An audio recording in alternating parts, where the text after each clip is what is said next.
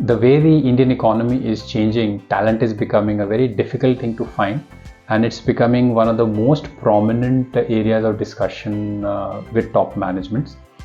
Ideally speaking, a huge portion of HR budget is being focused on talent management strategies. When we say talent management, we are including talent acquisition also in that, and talent retention in that also. So what is or what are the sources, the best sources of finding talent? So when we talk about best sources and methods of finding talent, let's discuss about some of the standard and traditional ones and some which are non-traditional ones. So the standard sources that any organization should be very clear about is the job sites. You need to have your presence in the job market, which means job sites should be present for you, whether it is any of the job tools or the social networking tools. You should have your ability to interact with probable candidates over there, because as a country, we are fairly evolved that if you want to find a role or a job, you should be available in those mediums. The other is in terms of your internal employees. So you run programs like the employee referral program. Employee referral program gives any organization as high as about 50 to 40% of their resources, which means it has a great opportunity for any organization.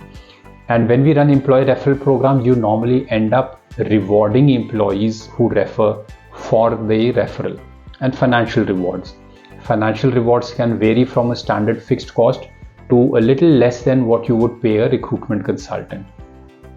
But it's a sizable, attractive money that is paid to people to do employee referrals. It's not a favor we are doing to employees to refer resumes or candidates, but it is more a thank you kind of a money that you're doing. It's a standard earning. It's an additional income that people should look at. The third is what we call as internal job posting.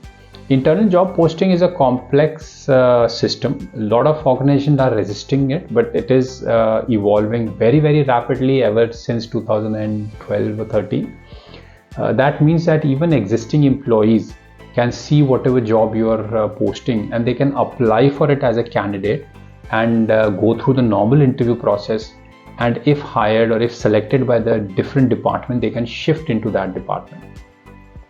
That means that I can apply from an admin department for an HR function. I can apply from an HR function to a technology role, which means we are talking about people joining cross-functional, cross-skill. So there are systems, methods, technologies, and ways of getting people ready for that, but that's called internal job postings. It's like applying for a role, and if you get qualified, get hired, you move into that. Whatever be the other systems, campus placement and all, but what I really want to talk about is what we call as the headhunting or using recruitment consultants. Recruitment consultants have been one of the key support functions for any organization. And whatever be your evolution as an organization, about 20 to 22% or 23% of your hiring will always happen through recruitment consultants. Recruitment consultants are normally used for taking care of your niche requirements, sometimes taking care of additional requirements, sometimes taking care of fast requirements. Normally this is and sometimes taking care of headhunting requirements. But they are normally people who would help you give a solution for a certain amount of fees. And the fees is nothing but a result of your total outflow that you would have to give as a result of hiring the person and spending that 1 year salary. So it's a percentage of the annual package.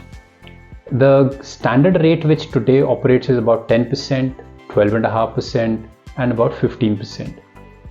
There are organizations which work at 8.33% of the annual salary, and there are also organizations which work at lesser than 8.33. There are organizations which, obviously the international branded ones, which would work at 20 and 30% also. So normally you would have organizations operating in this range. So for what kind of role should we go to recruitment consultants and what roles we shouldn't? Ideally speaking, it depends on how you are structured internally and at what speed you want, at what skill level you want, and what kind of quality you want. You need to make the structuring, have a clearly defined target for the human resource team, what percentage of hiring will be from which of these sources, and then stick to that plan. That is how you're able to make sure that you have sources.